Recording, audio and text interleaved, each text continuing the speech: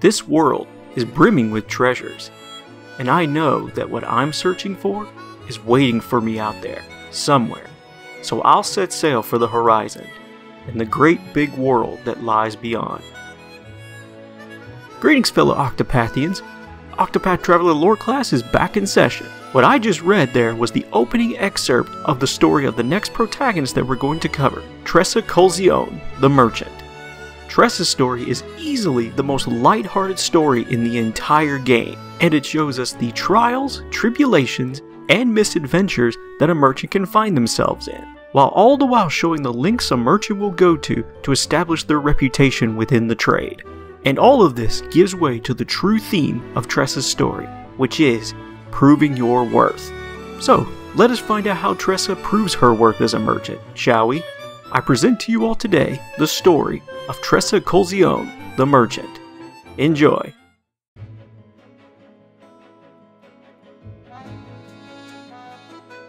Welcome to the Coastlands, home to the quiet seaport town of Rippletide, and birthplace of Tressa. Tressa's parents, Olneo and Marina, own a sundry shop in Rippletide and are a well-established storefront within the region. Tressa is still but a teenager when Octopath Traveler begins. However, she looks up to her father and wishes to become as good or an even greater merchant than he is. But first, she has to be put through her paces, so to speak. And so, she works for her parents at Colzione Provisioners, stocking the shelves and making deals with local good providers. While Tressa understands that this is a stepping stone to greater things and she does enjoy the job, she cannot help but find herself wanting. And so, despite her age and inexperience, she wishes to leave Rippletide in the near future, that she may travel the world, learn all that she can, and ultimately prove herself as a merchant. However, even she knows that she is not ready to make this leap just yet, and she's waiting for that one thing, a sign, to let her know that it is time. And when Chapter 1 begins, this sign has not presented itself yet, and it's just another day in the life for Tressa working at her family shop. Dawn has just broken over the horizon for the coastlands, and Tressa emerges from bed to find her parents preparing the shop for the day's business. Tressa tells her parents that she's going into town to make her morning rounds, but before she leaves, Olneo tests her and asks her to recite the 3 things that a merchant needs to have to be successful. And Tressa replies to her father correctly, that a merchant must be smiley, mannerly, and early. Personally, I disagree with smiley. I think it's important that you actually have a customer base, but that's just me. Anyway, Olneo is pleased with Tressa's response and sends her on her way. Tressa's first stop is at the seaport, where she speaks with one of the fishermen who has just brought in the morning catch. The fisherman presents his best fish, a giant blue marlin, and one that does not come cheaply. After Tressa takes a moment to inspect the blue marlin, she presents her initial bid, to which the fisherman denies the bid, saying that she needs to raise her offer. Not wanting to raise her offer, Tressa decides it's time to play hardball, and she tells the fisherman that his hook snagged the innards of the blue marlin and damaged it, and for her current bid price, she is willing to overlook the damage. The fisherman retorts that Tressa drives a hard bargain, but ultimately concedes and sells the blue marlin for Tressa's initial opening price. Tressa then heads over to the tavern and strikes a deal with a liquor merchant, buying his finest bottle of rainbow wine. However, just after Tressa buys the rainbow wine, a mysterious ship docks at the port. As the captain emerges from the ship, Tressa cannot help herself and runs over to admire his vessel. The captain notices Tressa's starry-eyed gaze at his ship and approaches her. After a brief conversation, Tressa finds out that the captain's ship is a merchant ship and that he has goods from the world over. She asks the captain if she can board his ship and take a look at his wares, to which he replies no, as he only allows those he trusts on board. Tressa expresses her disappointment, only to be distracted by a loud crash nearby. Heading back over to the tavern, Tressa notices that a group of pirates, led by the wannabe captains Mikk and Makk, are looting a street vendor. She approaches the pirates and demands that they cease their looting immediately, only for the pirates to turn around and steal her bottle of rainbow wine. Tressa wants to do something about the pirates, but finds her legs trembling and unable to move. The captain from earlier then approaches and advises Tressa to just let the pirates go for now. The pirates retort that the captain is a smart man and recite their favorite line from the dread pirate lord Leon Bistrow: "The strong take while the weak quake." and then they flee west, with the captain seemingly disturbed by what they just said. After she recomposes herself, Tressa decides that she needs to go to the Cave of Maya and steal back everything that the pirates stole. Just as she's about to recklessly stomp out of town, the captain stops Tressa and informs her that he is willing to help. He tells Tressa to speak with his crew and examine their wares, and that for the right price, any goods that she requires are hers. After speaking with all 3 crew members, Tressa finds exactly what she needs: a branch of sleepweed.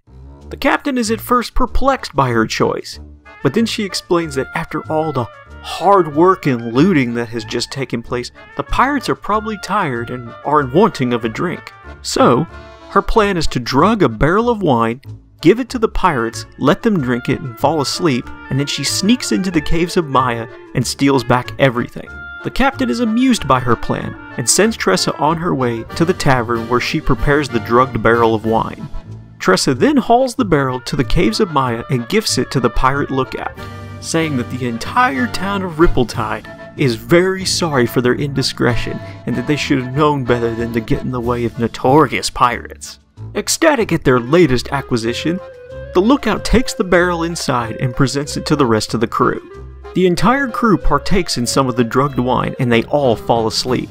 After a short time passes, Tressa takes the opportunity to sneak through the caves of Maya past all the sleeping pirates. However, the sleepweed did not work 100% as intended, as there are still some groggy pirates walking around that Tressa has to do battle with. Nevertheless though, Tressa does make it to the treasure trove, and just before she manages to take back everything that was stolen, Mikk wakes up and sees her. He then immediately arouses Makk, and then both wannabe captains draw their weapons and attack Tressa. And whether it's just because they're weak, or they're still being impaired by the effects of the sleepweed, Tressa easily defeats both Mikk and Makk.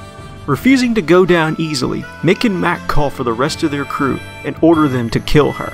As the crew advances on Tressa, they find that all of their attacks have been deflected by a single strike.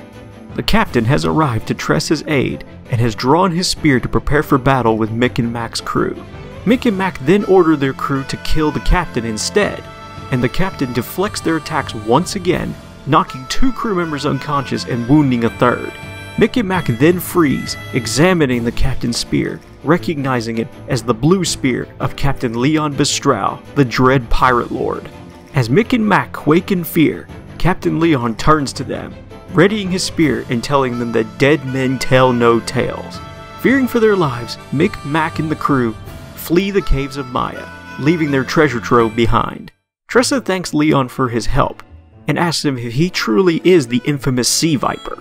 Leon then confirms that he is indeed the dreaded Pirate Lord, but that his life of pirating is over, and that he is just but the captain of a humble merchant ship now. Leon then invites Tressa aboard his merchant ship back in Riptide, and tells her to take any treasure that she sees fit. At first, Tressa is interested in a painting by the famous artist Bastion, hailing from a land far to the west. However, Tressa decides this isn't quite the treasure that she wants, so she continues looking. As Tressa continues to peruse through Leon's treasures, Leon takes a moment to think about how Tressa is special, and that she has an innate gift for merchantry, with the ability to appraise items just at an eye's glance. Tressa then finishes her search and approaches Captain Leon with a notebook.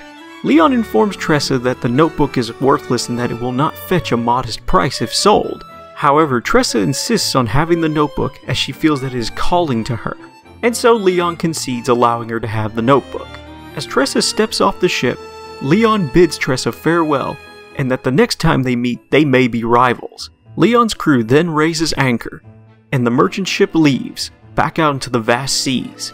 That night, Tressa feverishly reads the contents of the notebook, and finds that it once belonged to a mysterious traveler, and that it is his complete record of his journey across Orstera in search of a certain treasure. After reading all about this mysterious traveler's journeys, Tressa decides that this is the sign that she's been waiting for, and that it's time for her to set out on her own journey. She then wakes up the next morning and informs her parents that she's leaving out on an adventure today. Olneo asserts that she needs 5 more years of experience working in the family shop before she's ready to become a traveling merchant. However, Tressa insists that it is time for her to go out and see the world and learn all that she can. Knowing that Tressa will not back down, Olneo reluctantly gives his blessing, much to Marina's dismay. Tressa thanks her parents for their support, and just before she leaves, Marina says a small prayer to Elfric for the safety of her daughter. Leaving the family shop in Rippletide behind, Tressa begins to make her way eastward. On the bridge connecting Rippletide to the mainland, Tressa takes a moment to examine the notebook one more time, and remarks that its previous owner only filled half of the pages, while the other half remained blank. Tressa decides to continue where the previous traveler left off, and write down her own adventures in the notebook. And so, what is Tressa's first stop on this adventure? The town of Quarrycrest, to the west in the Clifflands. And as Tressa travels to the west, she meets with the other 7 protagonists, who all wish to see where this quest to obtain self-worth ends up. And after many days of travel, Tressa finally arrives in Quarrycrest. You can be the proud owner of these lovely gems for just a fraction of her prices. Every journey is a vast sea of opportunities, but none are quite so precious as our encounters with others. Sharing a connection with someone new, for however brief a time, is unforgettable. For it is a chance to learn about others and yourself. I'll rest here tonight in Quarrycrest. Rumor has it there's gold in these hills, and many a prospector has set their eye on it. I wonder what encounters might await me here. This is the precise excerpt from the mysterious traveler's journal that prompted Tressa to make Quarrycrest her first stop. While Tressa does not think much of the traveler's talk of relationships with others, she is, however, allured by the prospect of gold and the vast fortunes that she can gain from it. However, she must first confirm if the claims of the mysterious traveler are true and there really is gold in the hills of Quarrycrest. Tressa heads to the mines of Quarrycrest and witnesses many a miner has already arrived, pickaxe in hand, striking at the rocks for a chance to make a massive fortune. It is only mere moments later that the entire mine becomes more lively as one of the miners successfully strikes gold. Witnessing this spectacle, Tressa confirms that there is still gold left in the mines, and that this is an excellent place to set up shop. However, her ambitions are quickly dashed by the appearance of Mr. Morlock and his muscle, Omar. As the one miner with the gold nugget approaches Mr. Morlock for payment, Omar takes a moment to remind all of the miners that Quarrycrest, the mines, and all of the surrounding lands rightfully belong to Mr. Morlock, and all gold buried within also belongs to him. However, Mr. Morlock is willing to pay the miners a, quote, generous sum for any gold nuggets that they come across. And furthermore, before anyone can even consider mining for gold, they must be licensed through Mr. Morlock and Omar, which no doubt entails its own fees. After witnessing the iron grip that Mr. Morlock has on the mines of Quarrycrest, Tressa decides that she needs to find another way to make money. And so Tressa continues to observe the miners, and after a while she comes across an old man who has not found a single ounce of gold, but has come upon many dull black stones that appear worthless. Tressa inspects the stones and comes to the conclusion that they must be more valuable than they appear, so she agrees to buy the entire lot off the man for 500 leaves. Tressa then takes the time to clean and polish the stones and finds a beautiful green sheen underneath the black layer. Tressa is pleased to find that her intuition was correct, but her moment of joy is interrupted by a mysterious figure from across the way.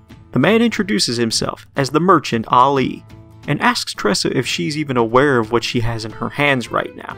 Tressa replies that she is unaware what the stone is, and Ali replies that it is a sky stone, and it can be even more valuable than gold given enough time with some elbow grease. Ali then jokingly calls Tressa Green Pea, and informs her that they will be meeting again very soon. Excited at the prospect of her new enterprise, Tressa wastes no time taking the sky stones to market and opening up a small shop in the Quarrycrest Square. Within minutes, Tressa's entire batch of sky stones sells out for 1,500 leaves total. With a 200% return on investment for just this batch, Tressa becomes excited at the prospect of making even more money off of these sky stones and returns to the mines to purchase what dull stones remain off of the rest of the miners. Tressa then spends the night polishing up her most recent batch of sky stones and takes them to market the next day. Prospective customers quickly flock to the square as they did the day before, and it appears this day will be yet another smashing success. However, before Tressa can make her first sale of the day, Ali appears in the square and opens up his own Skystone shop. As it turns out, Ali allowed Tressa to sell her Skystones the day before in order to create demand for the precious gems. And now, with the market ripe for competition, Ali arrives with his own Skystones, selling them at a fraction of Tressa's prices and stealing away all of her customers. Tressa is appalled by Ali's business tactics, but is further disgusted when she observes that Ali's language of business is flattery. For those customers that are not convinced that his prices are better, he uses his words to enthrall them into a sale. By the end of the day, Ali is completely sold out of his Skystones and Tressa hasn't made a single sale. As the two merchants pack up shop for the day, they get into an ideological argument over what a merchant should truly be. Tressa believes that a merchant should only sell a customer what they need and earn their trust in that fashion, whereas Ali believes in selling the customer what they want and embellishing their sales pitch to accommodate this. Or as Ali puts it, tug at their heartstrings and loosen their purse strings. Ali eventually tires of debating Tressa and leaves saying that he has a lot of work ahead of him. With the day being a total loss, and with an empty stomach, Tressa heads to the fruit stands to see if she can acquire some food. However, she unluckily runs into Ali once again, who is buying the finest meatballs from the butcher. Turning around, Ali hears Tressa's grumbling tummy and snarkily offers her one of his meatballs, to which Tressa refuses it, saying that she will not take pity food from the enemy. And then, unexpectedly, Ali stops acting like a pompous ass and asks Tressa how she got into merchantry. And, as it turns out, both Tressa and Ali have more in common than they thought, as Ali also ran away from home to try to prove himself. Ali's father is Maruf, the greatest merchant in all of Marceline, and is either famous or infamous depending on who you talk to. Maruf apparently had such a way with words that he could sell you the sand in the desert while never lying to you. Ali looked up to his father and wanted to be just like him someday. However, the two got into a heated argument, and Ali ran away from home in frustration, refusing to return home until he has proven himself as great or an even greater merchant than his father. Tressa is moved by Ali's story and begins to see him less of an enemy and more as a rival. However, this moment of understanding is ground to a halt by the appearance of Mr. Morlock and Omar. Morlock has been observing the sale of both Tressa and Ali's Skystones, and has declared that their operation is illegal, as the Skystones were mined from the hills of Quarrycrest, land that he owns. Ali calls Morlock a swindler, informing him that he is ripping off his miners, only paying them 10% of what the gold is actually worth.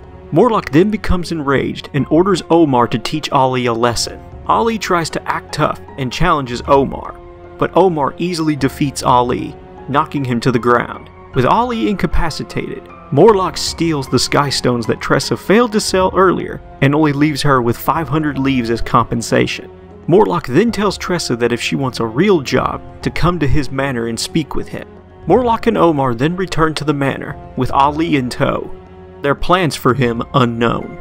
Tressa decides that this indignity cannot stand and rallies the rest of the party to go with her to Morlock's manse. When the party enters the manse, they realize that reaching Morlock will not be easy, as the premises is tightly guarded by soldiers and guard dogs.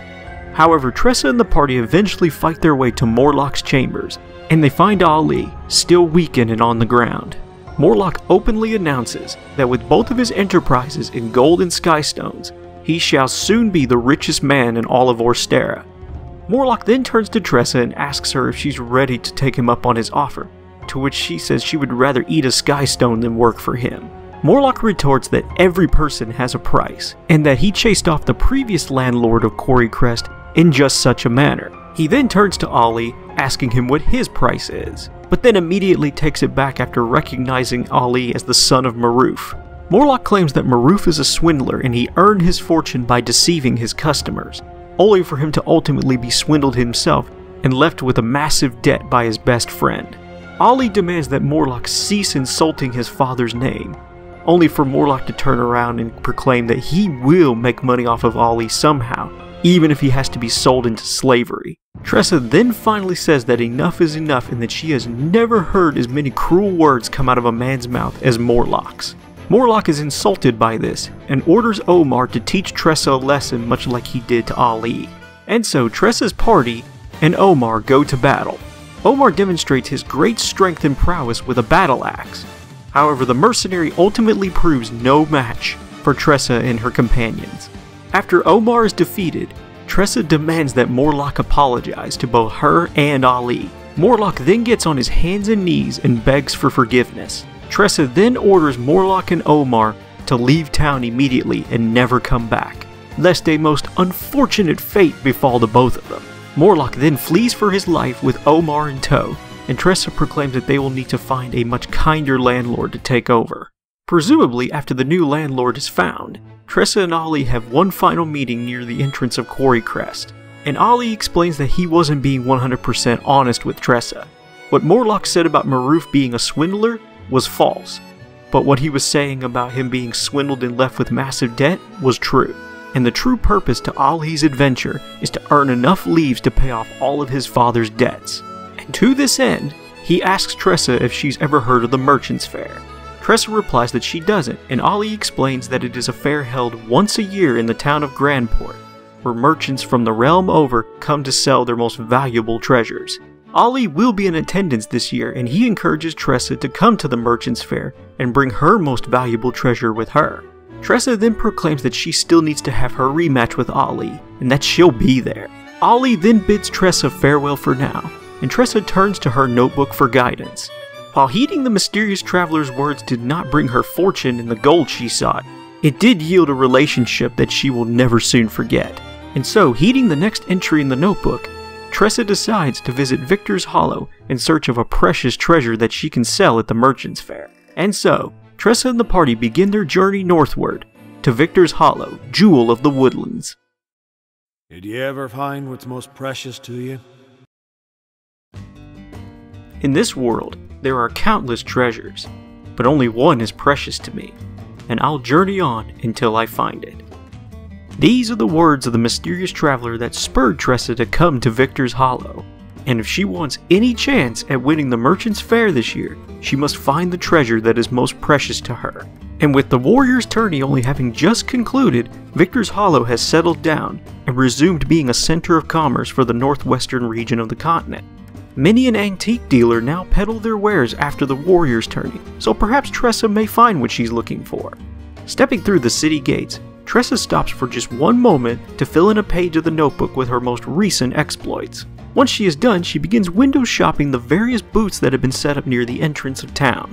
One antique dealer in particular has a map that he thinks is worthless, and he's willing to sell it for a few leaves to Tressa. Before finalizing the purchase, Tressa takes a moment to observe the map and read the mysterious characters on it, and she makes out a name, Baltazar. The antique dealer immediately recognizes that name as yet another dread pirate lord, and that he has vastly underestimated the value of that map. The dealer immediately snatches the map back from Tressa, and gives her a few pieces of candy as a sort of bribe to buy her silence. Tressa walks away from the dealer aggravated with his sudden change in tune, and heads toward the tavern, where she stumbles upon a few familiar faces, Captain Leon and the wannabe captains Mikk and Makk. Mikk and Makk apparently have given up on pirating, and are now working for Captain Leon on his merchant ship. Leon claims he still has more work to do on the two chuckleheads, but they're coming along. Mikk and Makk then leave so that Leon and Tressa can have a private conversation, and Leon asks Tressa how her travels have fared. Tressa tells Leon that she's looking for a precious treasure that will allow her to win the auction at the Merchant's Fair. Leon then admits that if there's a surefire way to prove her reputation as a merchant, that's the way to do it. Tressa then in turn inquires of Leon why he's in Victor's Hollow right now, and Leon responds that his best friend Baltazar passed away at this time of year, and that he has returned to the city in remembrance of him. Tressa then can't control herself, and immediately tells Leon that she found a treasure map at an antique dealer with Baltazar's name on it. Leon insists that Tressa show him this map immediately, and she escorts him to the antique dealer from earlier. The dealer is initially annoyed that Tressa couldn't keep this whole thing a secret, but then she introduces the dealer to Captain Leon, and he changes his tune instantly. At first, the dealer fears that Leon has come to loot his shop, to which Leon assures him that his pirating days are over and that he just wishes to see the map. The dealer presents the map to Leon, and Leon confirms that it is definitely one of Baltazar's works. The dealer believes that Leon is interested in the map, and agrees to let him have it on the condition that he find Ed Bart's shield, which is being sold by another dealer in the city. Leon informs the dealer that he has misread his intent, and that he has no right to have that map. Leon then thanks the dealer for his time and walks away. Tressa is perplexed that Leon did not even make an attempt to obtain the map, and that he seemed very forlorn, and so Tressa decides that if Leon will not get the map for himself, she will get it for him. At this point, Therion offers to steal Edbard's shield, but Tressa declines his offer, thinking it would be ill-behooving of her to dodge this challenge. And so Tressa travels to the north end of the city and meets with another antique dealer that is selling Edbard's shield for 8,000 leaves. Now there is lore behind this shield, but it pertains to the Kingdom of Farion, which was the original home of King Beowulf. But that story is better saved for another time. Returning to the antique dealer, Tressa trades Edbard's shield for the map, and then gifts the map to Captain Leon. Leon is flattered by Tressa's kindness, and agrees to tell her the story of the history between him and Baltazar. Now, this is where Tressa's story makes a huge divergence and becomes more about Captain Leon for a good while. And since today's video is about Tressa, not Captain Leon, I will give you the core facts that need to be known about Leon and Baltazar so that Tressa's story may continue. Leon and Baltazar were both dreaded pirate lords that roamed the eastern seas, and they would often have competitions and races with each other for the privileges of looting islands in the vast ocean. But one day, Baltazar challenged Leon to a race that he would not return from alive. Before the race, each captain put up one of their valuable treasures as a wager. If Baltazar lost, he would lose his most precious gemstone to Leon. And Leon, well, he had to give up whatever his most precious treasure was. But Leon was uncertain at the time what that treasure would be. During the race, a massive storm rolled in, and both captains tried to ford their ships through the deadly tides. Leon eventually arrived at the island that was supposed to serve as the finish line. However, Baltazar's ship was nowhere to be found. Days later, Leon eventually found Baltazar's ship, destroyed, and all of its crew missing, and presumed dead. It took the death of Baltazar for Leon to realize what his most precious treasure was: his best friend. And so, to honor Baltazar's memory, Leon repaired Baltazar's ship and turned it into a merchant vessel. He then decided to lower his flag and sail the seas furthermore as a merchant, in honor of his friend, who had now given him a second chance at life. Leon then concludes his story to Tressa by telling her that the gemstone that Baltazar waged was known as Eldrite, an extremely rare ore. However, seeing as how he lost their final race, Leon has no right to claim the Eldrite. He then hands the map back to Tressa and encourages her to go on a hunt to see which of Baltazar's treasures the map points to. Tressa accepts this challenge and follows the map to the Forgotten Grotto west of Victor's Hollow. Along the way, Cyrus stops Tressa to give her a lesson on the Eldrite based on the various tomes that he's read. While none of the treasure hunters that he's read about have actually found a piece of Eldrite, they claim that you can see an ocean through the gemstone, and that its beauty is beyond compare. That is why it is highly sought after. Searching the cave fully, Tressa eventually finds a green treasure chest, which no doubt belonged to Baltazar. But just as Tressa is about to open the chest, her and the party are assaulted by a venom-toothed tiger, one of the most ferocious predators of the woodlands. The beast's very claws, teeth, and tusks are coated in a layer of venom, which is used to poison its prey and subdue them quickly. However, Tressa and the party overcome the venom-toothed tiger's vile toxins and slay the beast. However, this will not be the last that the protagonists see of this monster, as it passes away with a malicious resentment towards its killers. But for now, Tressa is able to claim Baltazar's treasure, and she opens the chest, claiming both the precious Eldrite and a letter that is addressed to Captain Leon. Tressa returns to the tavern and presents both items to Captain Leon. Leon confirms that the gem is indeed the Eldrite, and he proceeds to open the letter that is addressed to him. It's from Baltazar, and it asks him if he has found his most precious treasure yet. And indeed, Leon has. Leon then hands the Eldrite back to Tressa, insisting that she keep it, and he will keep the letter as a memento of his friend. He then asks Tressa the same question that Baltazar asked him: what is her most precious treasure? And much like Leon initially did, Tressa cannot answer the question. But Leon tells her it's okay that she doesn't know just yet. But be prepared, as once she figures it out, her life will change forever. Leon, Mikk, and Makk then bid Tressa farewell and good luck at the Merchant's Fair as they return to the tavern to celebrate the life of Baltazar with a drink. Before Tressa leaves Victor's Hollow, she is initially troubled that she wasn't able to answer Leon's question, but she's certain that she may be able to figure out the answer on the road or at Grandport. Tressa and her party then pack their things and begin their journey from the western end of the continent to the far eastern side, to Grandport and the Merchant's Fair. However, as the party leaves, they are being watched by an agent of the Obsidians, whose intent at this time is unknown. Bring me that notebook. I don't care what it takes. My father demands it. After many days of travel from one side of the continent to the other, Tressa and the party arrive at Grandport just in time for the Merchant's Fair. Tressa stops to admire the grand bazaar that has been set up just for the fair and cannot wait to see what wares are for sale. However, just as Tressa begins walking towards the bazaar, she catches a brief glimpse of Aston Wyndham, richest man in all of Orstera and sponsor of the Merchant's Fair. Two other merchants inform Tressa that Mr. Wyndham sponsors this event every year in the hopes of finding a great treasure that he can gift to his daughter. And as such, Mr. Wyndham is also the judge of the annual auction, where the winner of said auction will receive 1 billion leaves in exchange for their most precious treasure.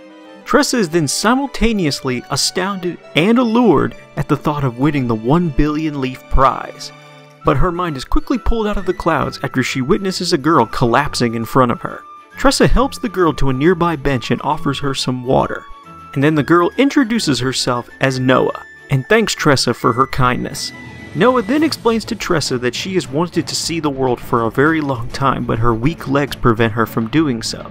However, Noah hopes that with the very short distance that she can travel, that she may be able to find the treasure that's most precious to her. Tressa then falls silent for a moment, thinking back to Captain Leon's question of what her most precious treasure is, a question that she still cannot answer. The silence is then broken by the appearance of a butler named Gil, and he is the butler to House Wyndham, and he reveals that Noah is the daughter of Mr. Wyndham. Gil thanks Tressa for assisting Noah, and tells her that they must be off urgently as the auction is about to begin and Mr. Wyndham is looking for them. Gil and Noah then walk away and Tressa begins to make her way to the Grand Bazaar. Tressa then finds herself in awe at all of the rare antiques, pottery, and jewelry that is being sold at the Merchant's Fair. She is struck with so much awe in fact that she cannot help but write down everything that she sees in the notebook. However, just as she finishes writing everything down, she is approached by a woman clad in black. The woman tells Tressa that she swears that she's seen that notebook before and she asks if she can take a look at it. Tressa kindly allows the woman to look at the notebook and she confirms that she has indeed seen it before and that her search is over. The woman then punches Tressa in the gut and steals the notebook, telling her that she's best off forgetting that the notebook ever existed. Angered at the theft of the notebook, Tressa gets up and tries to pursue the woman only to lose her in the bazaar shortly afterwards. With the trail getting colder by the minute, Tressa ponders on what she should do next when she hears a familiar voice from across the way. Tressa follows the sound of the familiar voice only to find out that it is Ali, and he is attempting to sell the legendary carpet of House Kafka to a group of potential buyers. After successfully selling the carpet for an undisclosed amount of leaves, Tressa approaches Ali. Ali at first asks Tressa how business is going, but then he reads the look on her face and finds out that she's not here to talk business. She tells Ali that the notebook has been stolen and recites the strange warning from the perpetrator. Ali tells Tressa that he still has a debt to repay her, so he's willing to help her find the woman and get the notebook back. And no sooner than Tressa thanks Ali for his aid does the woman re-emerge from the bazaar. The two pursue the woman to the entrance of the auction hall, where she is meeting with a man also clad in black, and the woman's name is revealed to be Esmeralda. Now, while it is not explicitly stated by the game, it is implied that Tressa recognizes these two as members of the Obsidians, and having helped Primrose with the organization prior, she is aware of the danger that they pose. But nevertheless, Tressa is still determined to get her notebook back. And so, both her and Ali pursue Esmeralda and the man into the auction hall. Inside, Tressa and Ali lose the trail as a barker announces the beginning of the annual auction. Ali then stops Tressa and asks her if she's going to be entering, to which she says she will be. Tressa then presents the Eldrite to Ali, and he is shocked that she has got her hands on a gem of such rarity. As Ali comments that Tressa could easily win the auction with the Eldrite, Esmeralda and the man emerge from backstage. Ali then concocts a plan to distract the man while Tressa pursues Esmeralda in order to get the notebook back. Tressa, understanding the danger that Ollie's about to put himself in, urges him not to go through with his plan. But Ollie proceeds anyway and approaches the man, inquiring about his watch, which is the watch of King Zikkurat of the East. In a fit of frustration, Esmeralda leaves the man behind and begins to make her escape through the Grand Port sewers. Tressa eventually catches up with Esmeralda, who has just taken a small bit of time to review the contents of the notebook in detail. She believes that the notebook is worthless, but that's not her call to make. Tressa then approaches and demands that Esmeralda give the notebook back. Esmeralda refuses and asks Tressa how much she actually knows about the notebook, specifically the original writer. Tressa admits that she knows nothing about the identity of the previous writer, but still demands that Esmeralda give the notebook back, as that notebook is precious to her. Esmeralda then tells Tressa that she has no idea who she's dealing with, and that she can have the notebook back when she's dead. Tressa and the party then engage in battle with Esmeralda, who wastes no time showing the party her special ability. She carries 3 distinct rune knives, a fire knife, a blizzard knife, and a thunder knife. When a person finds themselves struck with one of these rune knives, they will be unable to perform certain abilities. The fire knife prevents all standard attacks. The blizzard knife prevents the use of physical abilities, and the thunder knife prevents the use of magic abilities. However, the party is no stranger to these tactics, as these are the same ones used by Simeon, the now deceased leader of the Crows. And so, the party manages to swiftly counter Esmeralda's tactics, and bring her to her knees. After the battle, Tressa takes back the notebook, and allows Esmeralda to live, which may or may not come back to haunt us. But it is in this act of mercy that Tressa realizes what her most precious treasure is. It's the notebook. Returning to the auction hall, Tressa finds that Ollie is safe, and he explains that the man was a wanted criminal, and he turned him over to the city guard. As the Obsidian man is taken away, Tressa and Ollie's attention turns toward the stage, where it is nearly Tressa's turn to present her entry. Ollie then tells Tressa to polish up her Eldrite and get it ready, but then she tells Ollie that she will not be presenting the Eldrite. Ollie hopes that Tressa knows what she's doing, and she takes the stage. Now, rather than try to abbreviate Tressa's thoughts and feelings, I think it's best to let her explain them herself. Hello, my name is Tressa, and I'm a traveling merchant. Today, I brought something very special to me. An anonymous notebook. I grew up in a small port town as the daughter of 2 merchants. Sometimes I gaze out at the ocean and think to myself, what do I really want to do? What do I really want in life? And then I came across this notebook. It was written by someone whose name I don't know. Someone who traveled across the world and wrote down everything about their journey. I decided then and there that I wanted to go on a journey too, so I left home. I wanted to explore the world as a merchant and learn the trade as I went. And along the way, I met some unforgettable people. In a mining town, I met another merchant around my age. His words had the power to touch people's hearts and make them happy. It was like magic.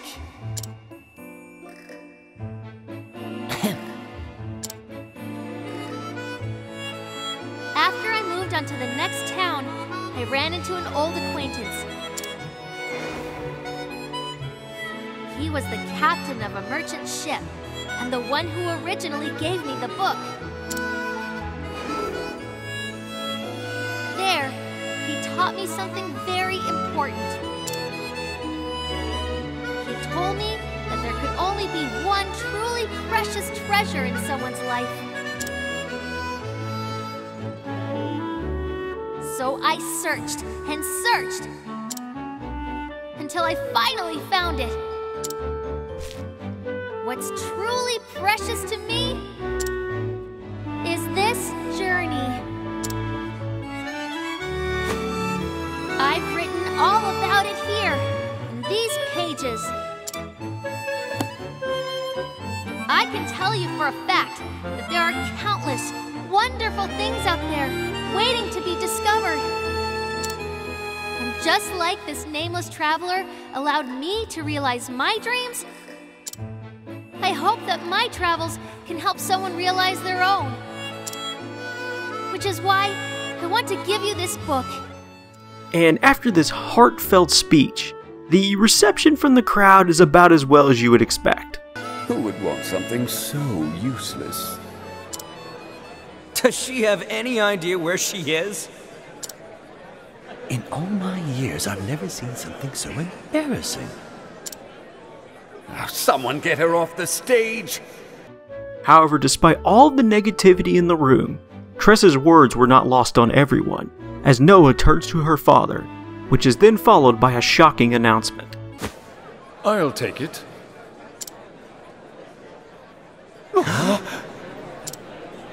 Did he just... Is he serious?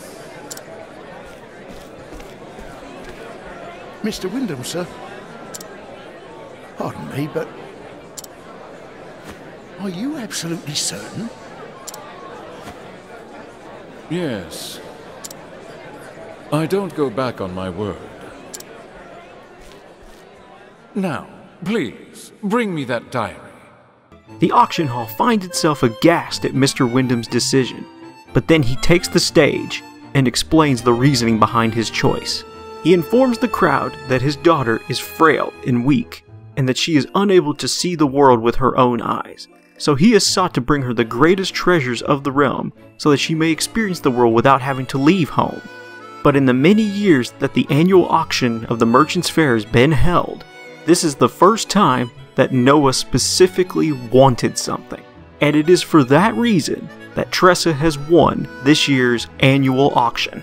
Mr. Wyndham then presents the 1 billion leaf prize to Tressa, but then she, like a fool, turns it down. Mr. Wyndham then finds himself reluctant to take the notebook off of Tressa without some form of compensation, so a compromise is struck.